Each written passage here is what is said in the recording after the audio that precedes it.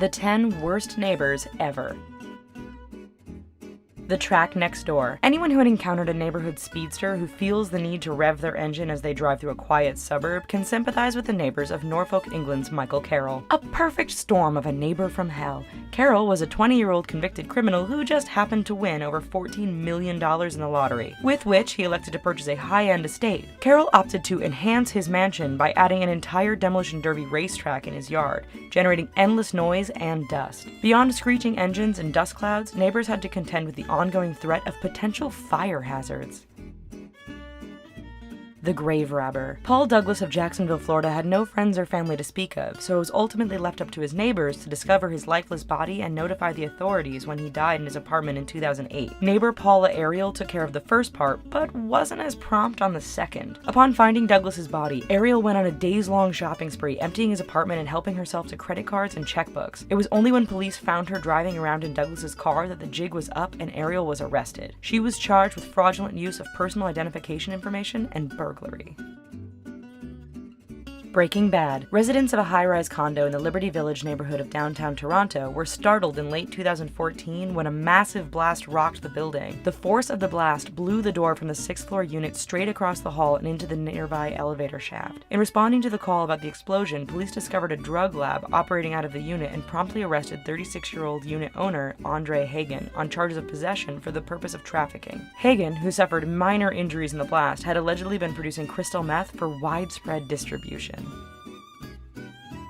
Mount Garbage. It's surprising that A&E's Hoarders has yet to come knocking on the door of an Andover, Maryland man who has become a notorious vacuum of junk. Not only does he neglect to throw his own garbage away, but he will eagerly snatch up any unwanted trash or household items that are tossed on the curb by his nearby neighbors. Those around him don't exactly appreciate the conservatism. Neighbors have filed complaints about the mounds of garbage outside his home, and health officials have ordered him to clean up his property.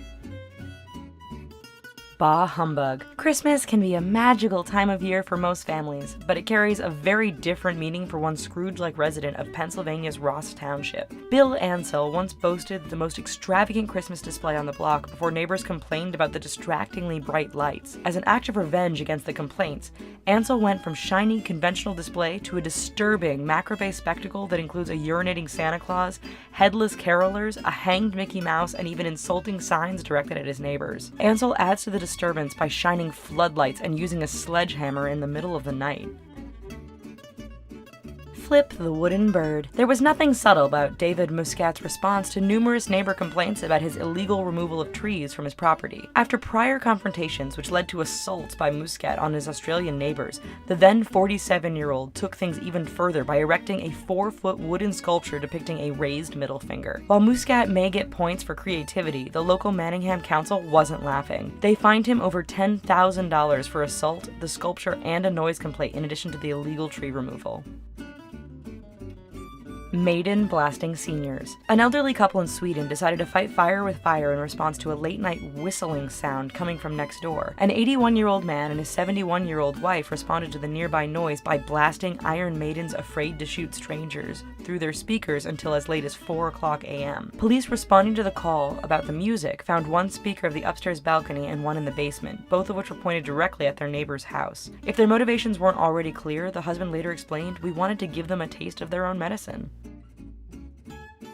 No more angels. Apparently, some people just don't care for Robbie Williams, while others can't get enough. That was the gist of a dispute between Bulgarian neighbors Martin Kromov and Alexander Alexandrov. While Kromov opted to play Williams' Angels on an endless loop at high volume for an entire week, Alexandrov was left with no choice but to fatally stab him. After what was reported an approximately 4,000 airings of the song, Alexandrov was driven to murder. He received a 16-year prison sentence after being caught when he ran out of gas while en route to dump the body of the 27-year-old Kromov. We hope you enjoyed the video, and that you don't kill your neighbors. Here are some other videos that you might like, and don't forget to subscribe. Thanks.